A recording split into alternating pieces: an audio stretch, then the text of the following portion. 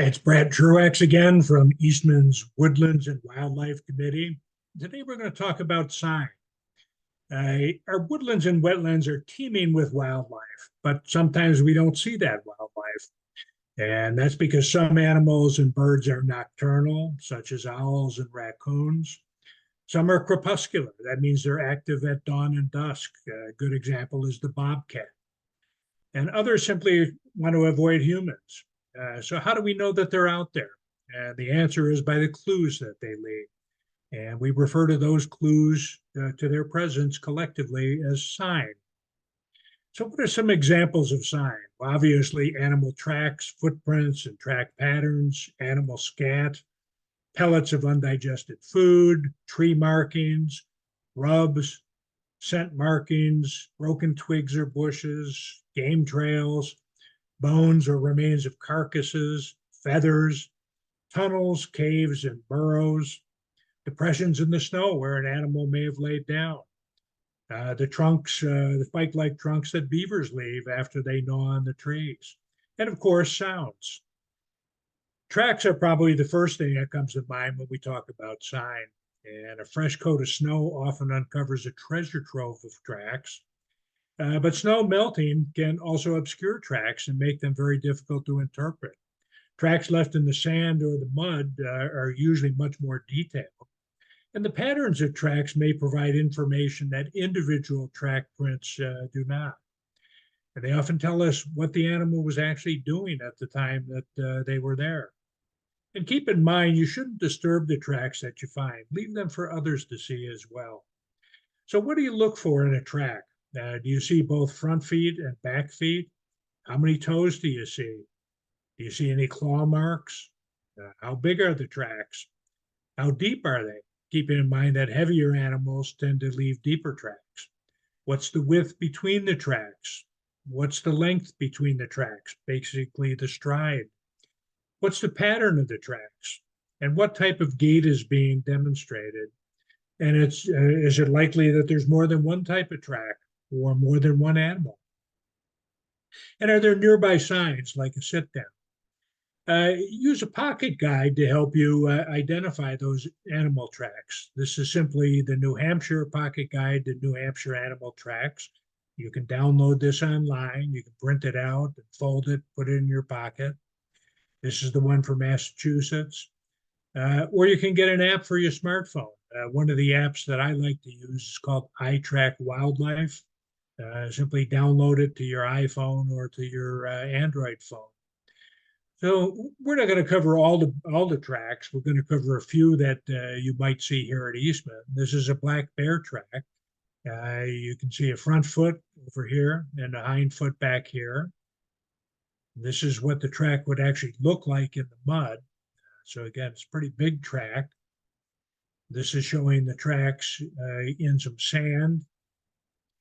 And this is showing what bear tracks might look like in the snow. So once again, you can see a front track and a rear track here. One of the most common dilemmas that we have is trying to differentiate feline tracks from canine tracks. The feline tracks are over here. Now, we don't have any pumas here, but we do have domestic cats and we have bobcats. And there are a couple key features that we see with feline tracks. First of all, we tend not to see the claws. Remember, claws are usually retractable in felines, and when they're walking, those claws usually are retracted. So again, typically no claws are seen. On the heel pad, we see 3 lobes right here, and on the front of the heel pad, 2 lobes. And then when we look at the pattern in between the heel pad and the toes, it either looks like a C shape, or it looks somewhat like an H. Now that's as opposed to canine tracks, which we see not only in the dog, but in the coyote, in the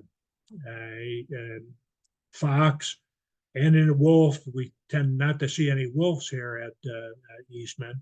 But here in the canine track, we do see claw marks. We also see that in the heel pad, you see only 2 lobes, and usually only 1 lobe in the front of the heel pad. And very characteristic of a canine track, is an X pattern. So if we look right here, it looks like an X. So that's illustrated down here, the X shape, which is typical, again, of a canine as opposed to a feline. Track patterns are extremely important because they can give us much more information than the individual track prints. They may help us identify both the animal that left them, and it may tell us what the animal was actually doing. It might tell you if the animal was walking slowly, running, galloping, hopping, etc. These are some basic gait patterns that you might see. A diagonal walk, most bigger animals, dog, cats, and things like bears and deer tend to walk this way. The front and back feet will move this way, followed by this side moving this way. A pace is a little bit slower, and this might be what a skunk or a beaver or a badger might do. And again, they do move one side at a time, followed by the other side. A bound, which you would see with members of the weasel family, looks like this one here. And then a gallop over here basically is what you might see with a rabbit. This is showing rabbit track patterns in the snow. Very easy to recognize. The rabbits push off with their hind feet, which show up here, and they land with their front feet. So again, you get the hind feet and then the front feet.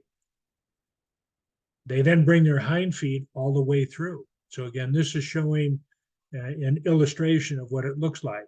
They push off with their hind feet. They're going to land with their front feet, and then they push their hind feet right through. So again, leaves this very characteristic pattern. They start over. Here's some Fisher track patterns. Ed Sheeran is a ranger with the National Park Service based out of the Vermont National Park, basically the Marsh Billings Park. And the larger tracks here are from male fisher, and the smaller ones over here are from a female fisher. So Ed Sheeran put together a video that I'll give you the link to at the end of the session, but it basically shows you what the fisher was probably doing.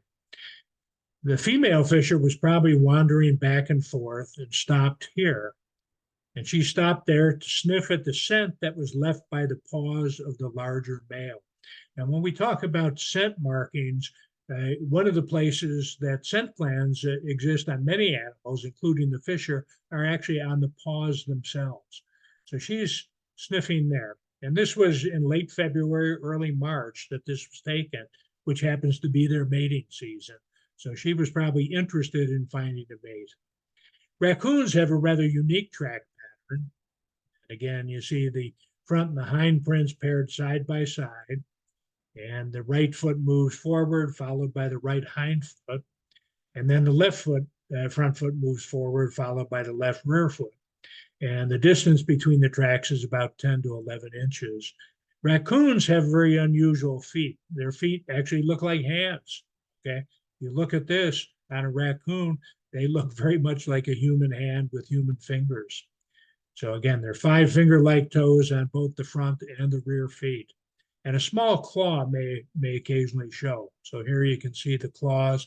But again, you see these very finger-like prints from a raccoon. The bobcat leaves tracks. These bobcat tracks were actually left here at Eastman. And you can see them here. And they're almost linear. Note there's a very narrow space between the tracks, so it almost looks linear. And this is what we call direct registration. And this direct registration means that the hind foot is actually being placed and landing directly on top of the front track. So why do animals walk with direct registration? Well, it's a very efficient, energy efficient way of walking. A word of caution about tracks. Tracks can become distorted in the snow or in the mud, and sometimes they look very different from the animal that actually left them. Here at Eastman, the tracks we see most frequently are from dogs, humans, and rabbits. And I can't tell you how many times we imagine we're seeing tracks from a sizable mammal only to follow them and finally recognize it was really a rabbit that left the tracks. This is showing deer track patterns. And here you see the deer tracks moving in this direction. You see another set of deer tracks moving in this direction. So there are deer tracks in the snow, mostly in the direction of the arrow, but some moving across as well. And note how you might get confused between these and rabbit tracks. Okay, some of these almost look like rabbit tracks. Scat is the next most common sign that we'll see of wildlife. And the shape, color, texture, size, and contents of the scat are clues to who left it. Scat can tell us what the animal ate, and that in turn can tell us what animal likely left the scat. Where scat was left also can be an important clue. You can once again download a pocket guide card to mammal scat, and that's a good thing to have with you to help you identify the scat. Scat does depend on diet. Bear scat especially varies by diet. Here in the spring, it looks somewhat green and tubular, and that's because the bears are eating grasses and insects. Later on, it becomes soft when they start to eat lots of berries and fruits that are available to them. And it may become firmer again once they start eating acorns and so on in the fall. This is coyote scat. And again, the darker coyote scat means that it probably had a recent kill, and it was the blood and the organs of the killed animals that gives us the dark color. But again, you can still see hair. If you look in here, you'll see little hairs from whatever it was that the coyote last ate. Coyote scat tends to be rope-like, tapered, and spongy, and it gets often gray colored and filled with the hair and bones of small rodents. You can see here some hairs and actually some small bones that are actually in the scat here. And interestingly, coyotes usually place their scat right in the middle of trails or dirt roads or trail road intersections. Very characteristic of coyotes. Red fox scat, on the other hand, tends to be very light colored. It's more twisted than either dog scat or coyote scat. And both the fox and coyote scat will have fur and small bones in it because that's basically what they're eating, small mammals. And it may also have some berries and seeds in it. Bobscat, uh, bobcat scat tends to be cylindrical and very highly segmented. So you can see 1, 2, 3, 4, 5, 6 different segments. Each one is about an inch in diameter, and it's often deposited in the scrape that's made by the hind feet of the bobcat. Raccoon scat, again, will vary depending on what their diet is. It's often tubular with blocky ends. And this is extremely important. If you see this, do not touch this scat. I'll tell you why in a minute. But this blocky end to the scat is highly characteristic of raccoon scat. And it's often found at the base of trees that the raccoons climb. And they tend to scat multiple times in the same area, so it becomes a latrine. And do not touch, do not pick apart, or do not smell raccoon scat. And that's because it may contain a parasitic roundworm that's very dangerous to humans. The location of scat is a clue. Where the scat was left can be a clue as to what animal left it. Porcupines tend to leave their scat outside the den. I'll show you later on a photograph of that. Members of the weasel family tend to leave their scat on elevated surfaces like tree trunks or rocks. And raccoons often leave their scat in latrines, as I mentioned on the last slide.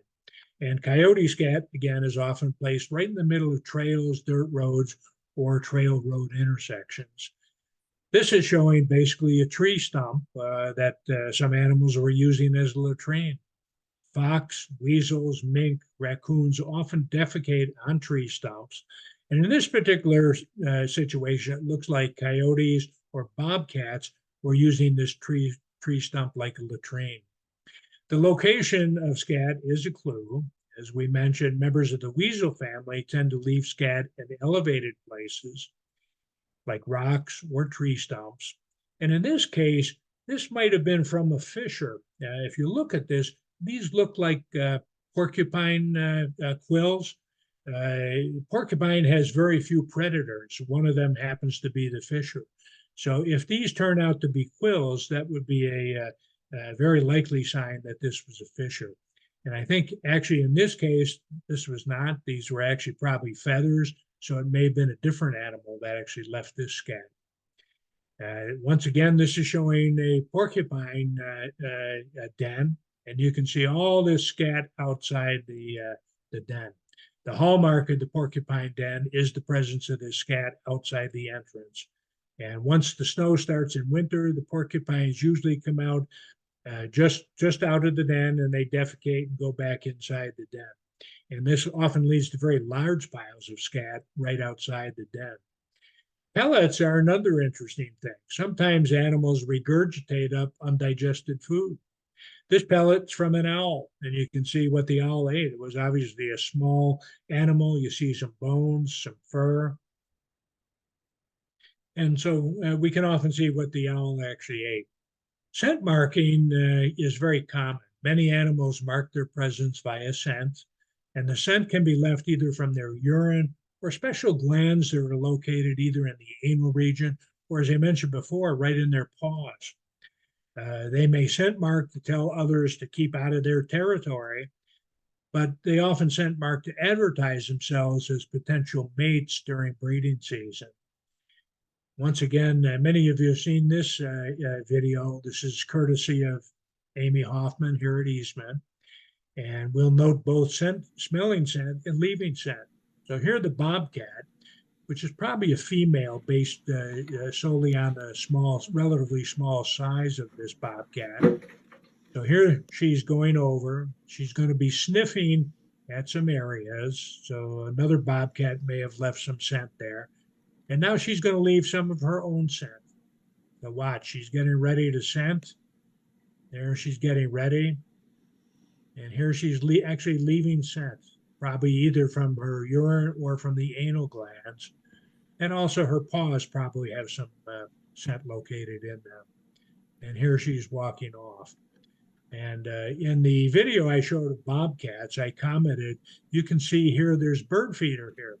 So she was actually probably out looking for prey underneath that bird feeder. The bobcats really aren't interested in the bird seed that fell on the ground, but what they're looking for are the small animals that may be looking for that bird seed. Coyotes also scent mark for mating. Their mating season is between January and early March. But before that, they in the pre-estrus period that starts in mid-December, there's a blood-tinted urine spot left in the snow by a female coyote. You can barely make out the reddish color here, but this was from a female coyote who urinated there, and the characteristic blood tinge is highly characteristic of a coyote. Sit-downs by the animals are common.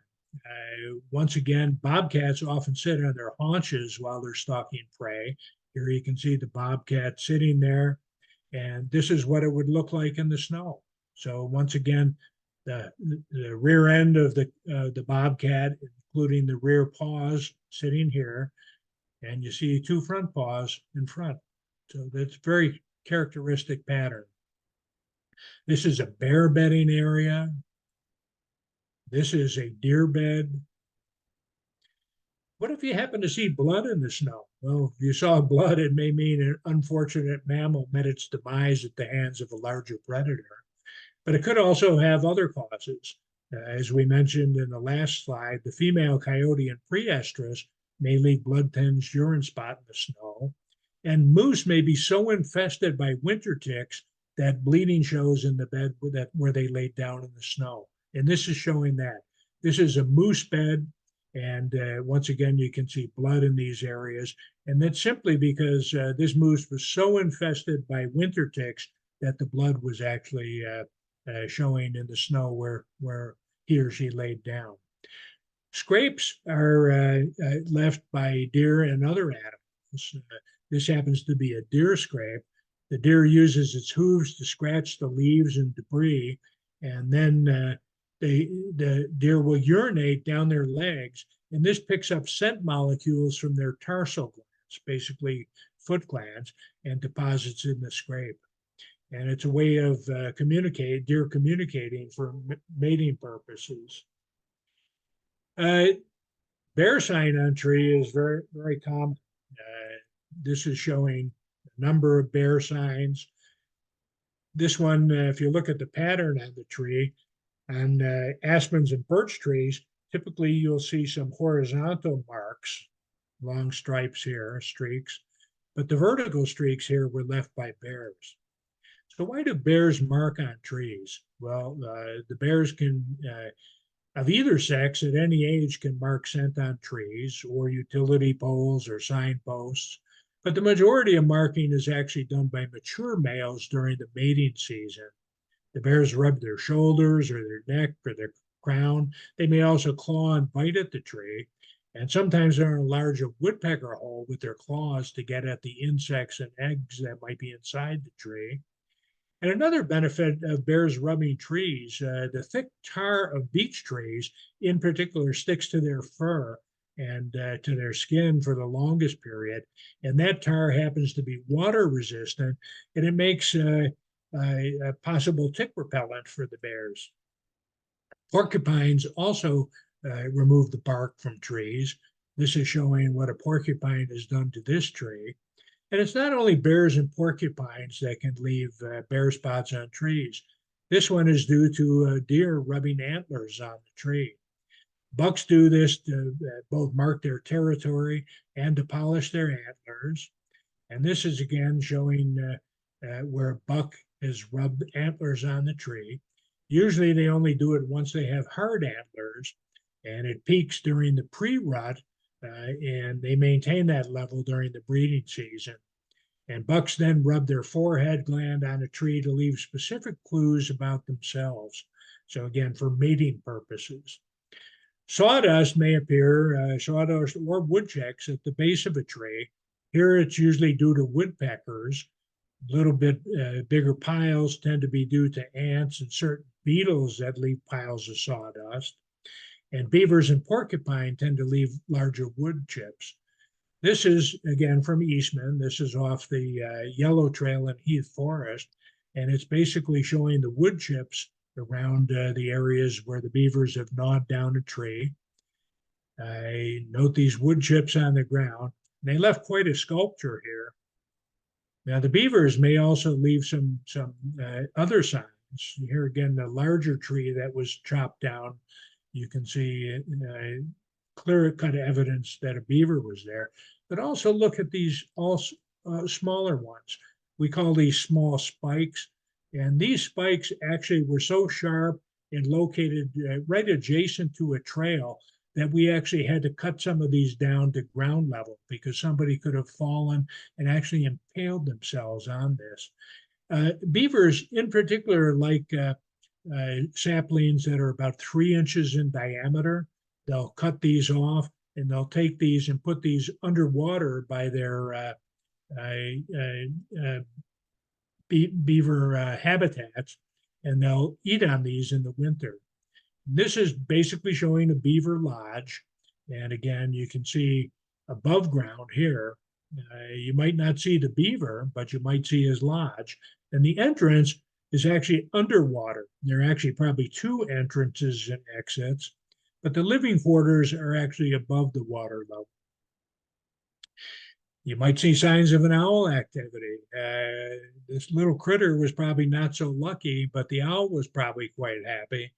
There's a perfect print of an owl here, and in the middle, this little hole is probably where that small mammal appeared and actually got taken in by the owl.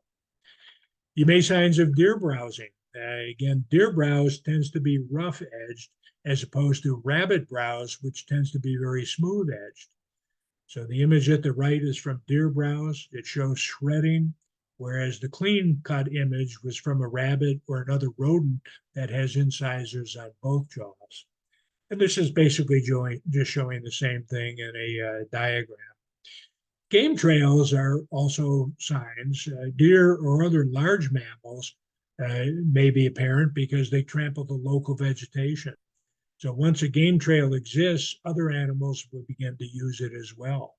And note this game trail, which is in the beaver meadow that you can see off the wetland spur off Sproinbrook Trail here at Eastman. And again, over here you can see a game trail where probably deer left this trail and other mammals are following it. This is probably also part of a game trail here. Holes in the ground or trees are also common signs that we'll see. Again, a hole in the ground or between the roots may be an animal's den or a burrow. And if you look hard enough, you may find one or more holes someplace out here that serves as an alternative exit for that animal. Cavities in trees are important. Snags, which are dead standing trees left in the forest, may have one or more cavities. And these cavities or hollows or even the broken tops of a tree are very important habitat not only for birds and bats and small animals. You may come across caches of nuts on your trip through the forest. Many animals cache foods in preparation for the winter. Squirrels tend to cache acorns and other hard mast like beech nuts. And the red squirrel usually has a single cache, but the gray squirrel often has multiple caches. And blue jays also tend to cache nuts like acorns. Squirrels may also leave piles of shells from nuts that they actually cracked open. And these are called middens, and these are collections of shells of acorns or other nuts, and they're very characteristic of squirrels. You may see fur or feathers that might be left over from an encounter between an animal or a bird and a larger predator. And similarly, bones may be all that's left in a predator's meal. Eggshells might be from hatched birds or turtles, or they might be left when the predator actually found those eggs. Coyotes in particular tend to leave fur and bones in the middle of trails. Sounds in the wild, sometimes you can't see them, but you might be able to hear them. You might hear a barred owl hooting, or coyotes howling, or a red fox screaming, loons calling, or the chattering of a red squirrel, or the squawk of a great blue heron. Let's see if we can hear some of these.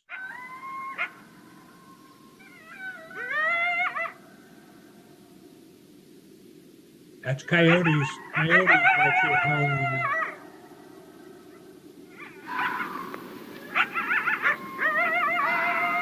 That's a red fox screaming. Some people have attributed that scream to the fisher, but it's not. It's actually due to a red fox. Hear that scream?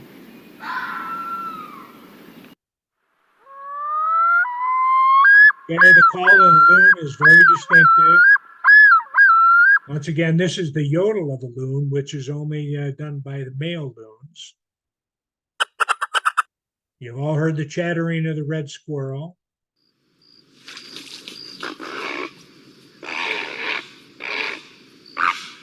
That's the squawk of a great blue heron. And I'm always very displeased. You see this beautiful blue heron flying, and then they make that awful sound. And lastly, that's the hoot of the barred owl. And again, people say that this sounds like who cooks for you? Who cooks for you? Did you know there's a rule of thumb? I didn't know this till recently. So what if you're actually out looking for sign and you encounter an animal? Well, Eco Explorer website suggests you use the rule of thumb. Basically, you hold out your arm and put your thumb between the animal and your eyes. And if you can't fully block out that animal, you're probably too close. If you can still see the animal, you're probably at a safe distance. So here are some suggestions for you when you're out on your sign hikes. Make sure that you dress for the weather and for the season. And remember, wear blaze orange if it's during hunting season that you're out there.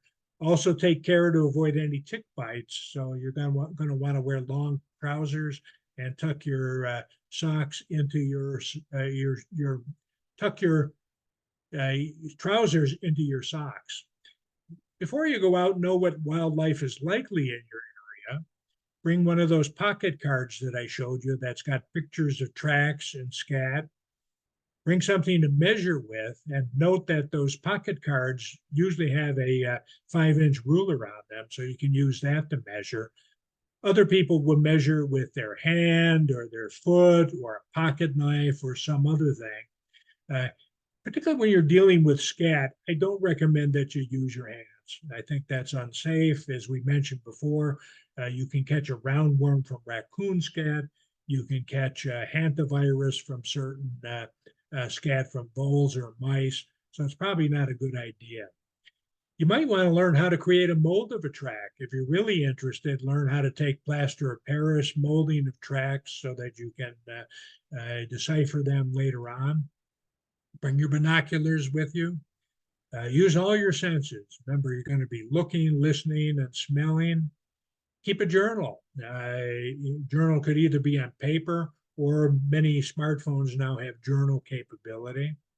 And use an app on your smartphone. As I mentioned, I like iTrack Wildlife Pro, but there are a whole host of smartphone apps that you can use that have both tracks and scat. And don't forget your camera. Most cell phones take great pictures and will also tag the photos with GPS coordinates so other people might be able to go out and see where you found either those tracks or the scat.